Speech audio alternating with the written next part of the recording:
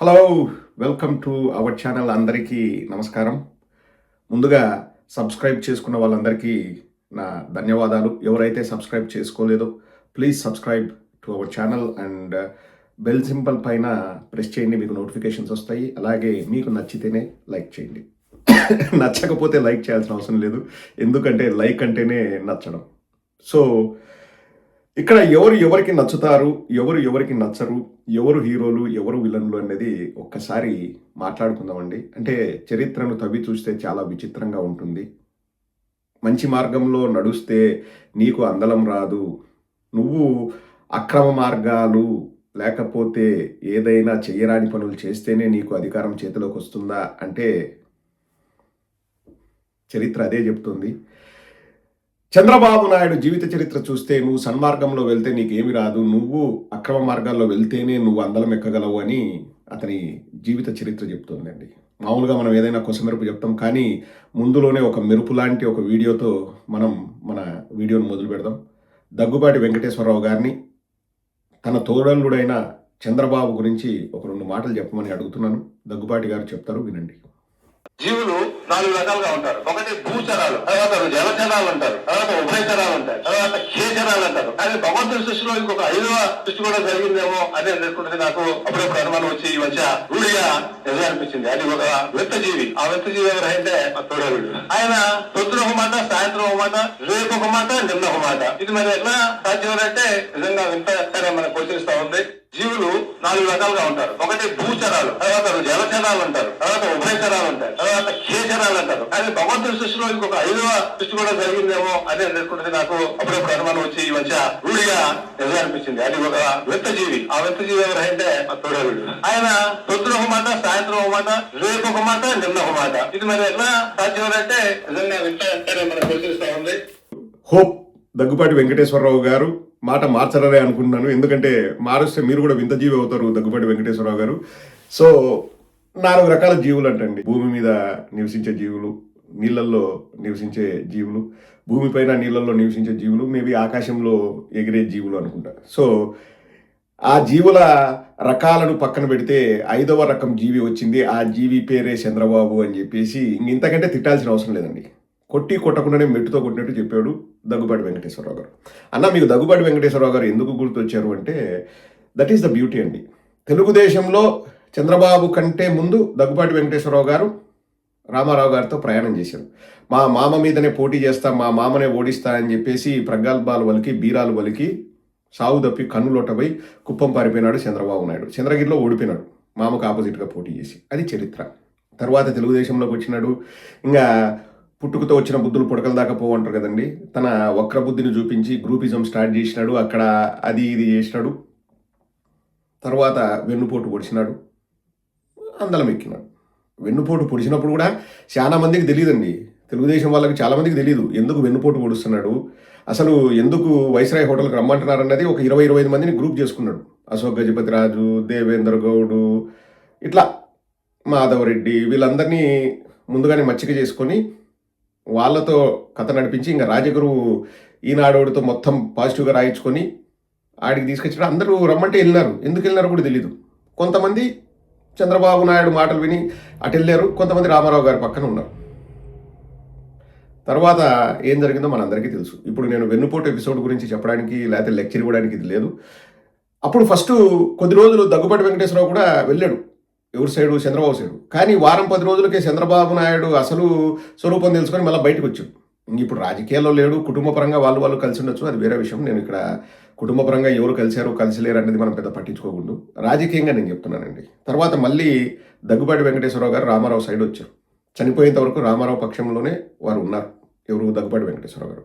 ఇక్కడ మనకు తెలియాల్సిన నీతి ఏంటండి, ఇప్పుడు లక్ష్మీపార్వతి గారు మొత్తం రామారావు గారి చేతిలో నుంచి మొత్తం ఆమె అధికారాన్ని లాక్కొని సూడో సీఎంగా పనిచేస్తున్నారన్నది చంద్రబాబుకు ఒక్కడికే తెలిసిందే, ఇంకెవరికి తెలియలేదా? దగ్గుబాటి వెంకటేశ్వరరావుకు తెలియలేదా? Daggubati Venkateswara Rao is a senior politician in TDP than Chandrababu Naidu. ఆయనకు తెలియలేదా? ఇది బుద్ధి, ఇది మీరు గ్రహించాలి. ఇది మనిషి యొక్క నైజం. సో చంద్రబాబు నాయుడు అధికారమే పరమావధిగా వెన్నుపోటు పొడిచినాడు, గ్రూపిజం చేసినాడు, తీసుకున్నాడు.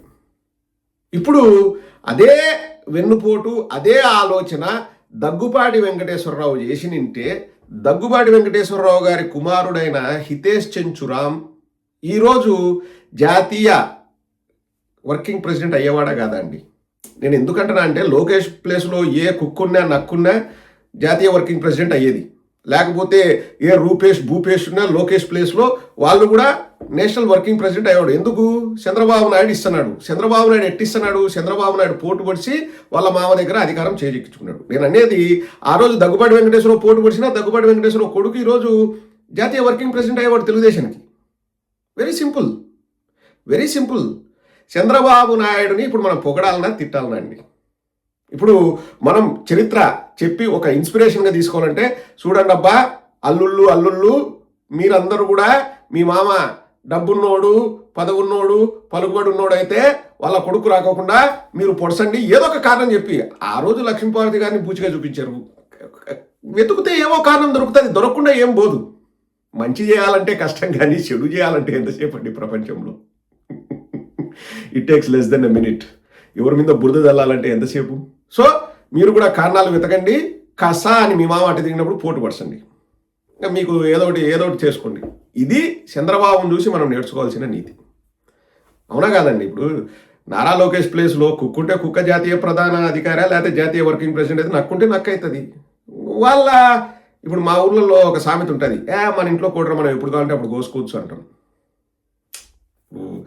అదే బయటకు పోయి తీసుకురావాలా అది ఇదంటే ఏ షాప్లో చికెన్ బాగుంటుంది, ఏ షాప్లో వాడు మంచిగా నీట్గా కట్ చేసి ఇస్తాడు, ఏ షాప్లో నాటుకోడి ఉంటుంది, నాటుకోడి పేరుతో దొంగకోళ్ళు ఏమైనా ఇస్తారా, ఇవన్నీ బాధలు ఉంటాయి. మన ఇంట్లో కూడా అయితే మనం ఎప్పుడైనా కోసుకోవచ్చు. మనం ఇచ్చుకుంటే పదవి మనం ఎప్పుడైనా ఇచ్చుకోవచ్చు. మళ్ళీ దానికి శుభాకాంక్షలు ఇవన్నీ ఏంటికి? ఇప్పుడు మీరే చెప్పండి, నాకు తెలియదులేండి, నాకు అంత తెలివితేటలు లేవు. కానీ ఇప్పుడు చంద్రబాబు నాయుడిని మనం ఇన్స్పిరేషన్గా తీసుకోవచ్చా? చంద్రబాబు నాయుడు ప్లేస్లో దగ్గుబాటి వెంకటేశ్వరరావు పోటు పొడిచింటే దగ్గుబాటి వెంకటేశ్వరరావు ముఖ్యమంత్రి అయ్యేవాడా కాదా? ఆయన ముఖ్యమంత్రి అయిన వెంటనే వాళ్ళ కొడుకు జాతీయ వర్కింగ్ ప్రెసిడెంట్ అయ్యేవాడా కాదా? ఇంకా నారా లోకేష్ గొప్పతనం ఏముంది దాంట్లో? ఏం పొడిచినాడు? ఎంతో సభ్యత్వం నమోదులు చేశాడంట. ఎమ్మెల్సీ మళ్ళీ దొడ్డిదారిలో 3 శాఖలకు మంత్రి అయినాడు. 19లో ఓడిపోయినాడు. ఇంకా ఎప్పుడో ఒకసారి టైం వస్తుందని వెయిట్ చేసినాడు. 24లో ఇంకా ఏం మాయ జరిగిందో ఏమో అందరికీ తెలుసు, గెలిచినాడు. ఇప్పుడు నారా లోకేష్ జాతీయ వర్కింగ్ ప్రెసిడెంట్ కాకపోతే ఆశ్చర్యం, కానీ అయితే అందులో వింతే ఉందండి. దానికి శుభాకాంక్షలు ఎందుకు చెప్తున్నా నాకు ఇంతవరకు అర్థం కావట్లేదు. నేను ఇదే పోస్ట్ నిన్న ట్విట్టర్లో పెడితే అందరూ ఏమంటున్నారంటే, మరి షర్మిల గారు తీసుకోలేదా, షర్మిల గారికి ఇవ్వచ్చు కదా అని. ఒరే నాయన, మా అన్న పార్టీ పెట్టి ఎవరికి పోటు పడసలే, పార్టీ పెట్టి ఎంపీగా పోటీ చేసి గెలిచి రైట్ రాయల్గా వచ్చి ముఖ్యమంత్రి అయినాడు. ఎవరిది పార్టీ లాక్కోలే మా అన్న. అంటే ఇంక ఈ పిల్లగాళ్ళకి ఏం తెలుస్తుంది? తోక తొండని తెలుదు. వీళ్ళు ఇంకా చంద్రబాబు పోటు పడిచినప్పుడు చాలా మంది పుట్టిండరు. ఏమంటారంటే ఇప్పుడు షర్మిల గారికి ఇవ్వచ్చు కదా, ఎందుకు ఇలా? షర్మిల గారు రాజశేఖర రెడ్డి గారికి ఇష్టం. రాజశేఖర రెడ్డి గారికి షర్మిల గారు ఇష్టమా, జగన్మోహన్ రెడ్డి గారి ఇష్టమా అన్నది రాజకీయంగా అప్రస్తుతం. రామారావు గారికి చంద్రబాబు నాయుడు ఇష్టమా, దగ్గుబాటి వెంకటేశ్వరరావు ఇష్టమా, హరికృష్ణ ఇష్టమా అన్నది రాజకీయంగా అప్రస్తుతం. రామారావు గారు బతికుండగా రాజకీయంగా నా వారసుడు హరికృష్ణ అని ఎన్నోసార్లు చెప్పాడు. సినిమాల్లో నా వారసుడు బాలకృష్ణ అని ఎన్నోసార్లు చెప్పాడు. నాకు తెలిసి హరికృష్ణ గారే రాజకీయ వారసులు అయ్యిండేవాళ్ళు. ఏది రాజకీయంగా ఇష్టమో అయిష్టం కాదు, ఎవరు ఉండగలరు. రాజశేఖర రెడ్డి గారు బతికుండగా ఏ రోజు కూడా షర్మిల గారిని రాజకీయాల్లోకి తీసుకెళ్లాలన్న ఆలోచనే వారికి లేదు. వద్దు అనేవాడు. వద్దమ్మా, రాజకీయాల్లో నువ్వు వద్దు, నువ్వు హ్యాపీగా నీ ఫ్యామిలీని చూసుకో, నువ్వు బాగుండమ్మా అని. ఎందుకంటే ఏ తండ్రి కూడా అండి, రాజకీయం అంటే ఎంతో కఠినతరమైంది. కూతుర్లను ఎంతో ఇష్టంగా పెంచుకుంటారు.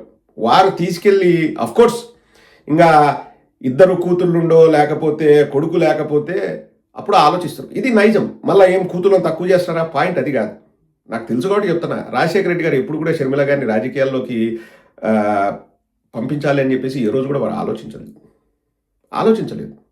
తర్వాత జగన్మోహన్ రెడ్డి గారు పార్టీ పెడుతున్నప్పుడు కూడా నాకు తెలిసి ఎవడు అపోజిషన్ వాడు కూడా నువ్వెందుకు పెడుతున్నావు, షర్మిల గారు ఎందుకు పెడుతున్నారు అని అడగలేదు. కానీ చంద్రబాబు నాయుడు పోటు పొడిచినప్పుడు అందరూ అడిగినారు, ఏం చంద్రబాబు నాయుడు నీకు ఒక్కనికే నొప్పి అయిందా, నీకు ఒక్కనికే తెలుసా లక్ష్మీపార్వతి గారు ఏదో చేస్తున్నారు, పార్టీని నాశనం చేస్తున్నారని మిగతా వాళ్ళకి తెలియదా అని. కానీ ఒక బలమైన సపోర్టు చంద్రబాబుకు ఉంది. అదే కమ్మ సామాజిక వర్గం. Very open. అంటే వాళ్ళకేంలే, మా వాడే ఉండాలా. ఇప్పుడు చంద్రబాబు ప్లేస్లో కుక్కున్నా కుక్కను విజనరీ అంటాం, నక్కను విజనరీ అంటాం అంటారు. ఇప్పుడు చూడు నారా లోకేష్ వస్తేనే చంద్రబాబును ఒక్క నిమిషంలో పక్కన పెట్టేసి నారా లోకేష్కు భజన చేయడం స్టార్ట్ చేసినారు. నారా లోకేష్ అంతర్జాతీయంగా కూడా పేరు సంపాదించినారు.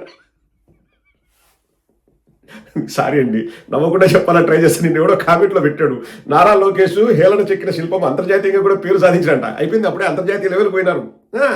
నారా లోకేష్ ప్లేస్లో కుక్క ఉంటే కుక్క అంతర్జాతీయంగా పేరు సాధించింది అంటారు. వాళ్ళ సామాజిక వర్గం వాళ్ళు ఉండాలా, ఇంకా మిగతా ఏముండదు. ఆ సపోర్ట్ ఉంది.